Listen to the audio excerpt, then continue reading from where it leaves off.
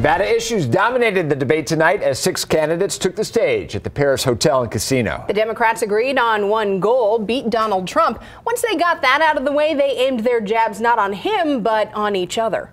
He doesn't want any part of me being his opponent. I wonder why. In order to beat Donald Trump, we're going to need the largest voter turnout in the history of the United States. Frontrunner Bernie Sanders quickly got into it with newcomer Michael Bloomberg.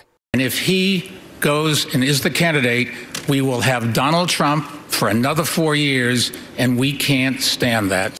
Pete Buttigieg's strategy of the night: show voters why he's the candidate to win over voters uncomfortable with either of them. Let's put forward somebody who actually lives and works in a middle-class neighborhood. Let's put forward somebody who's actually a Democrat. We shouldn't have to choose between one candidate who wants to burn this party down and another candidate who wants to buy this party out. We are giving a voice to people who are saying we are sick and tired of billionaires like Mr. Bloomberg seeing huge expansions of their wealth while 500,000 people sleep out on the street tonight. You're the one who is at war with the Culinary Union right here in Las Vegas. He's talking about the Culinary Union taking issue with Sanders' health care plan, which they claim would take away the union insurance that they like. To my good friends in the Culinary Workers Union, a great union, I will never sign a bill that will reduce the health care benefits they have. We will only expand it for them, for every union in America. I've been to the Culinary Union's healthcare facilities.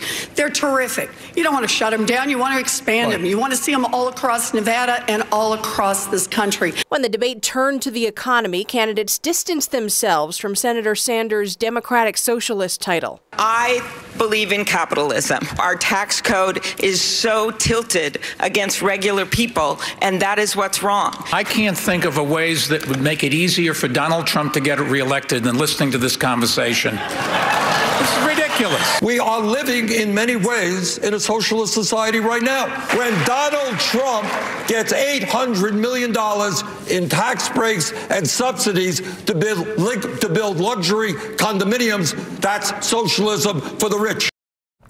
And as you saw, former Republican Michael Bloomberg made his first appearance on the debate stage tonight, even though the billionaire is not on the ballot for Saturday's caucus. What got the biggest reactions were not what Bloomberg said, but what his opponent said about him. For the first time, the former New York City mayor had to face criticism on everything from the city's stop and frisk policy to treatment of women at his company. Embarrassed about was how it turned out with stop and frisk. I've apologized. I've asked for forgiveness. I have no tolerance for the kind of behavior that the Me Too movement has exposed. We have a very few non-disclosure agreements. How many is that? Let me finish.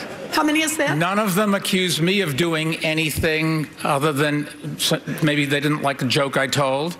And let me put, there's agreements between two parties that wanted to keep it quiet. Bloomberg got into the race 10 weeks ago. Pete Buttigieg accused him of trying to buy the election. Bloomberg said he's worked hard for his money and is spending it all trying to make the country better.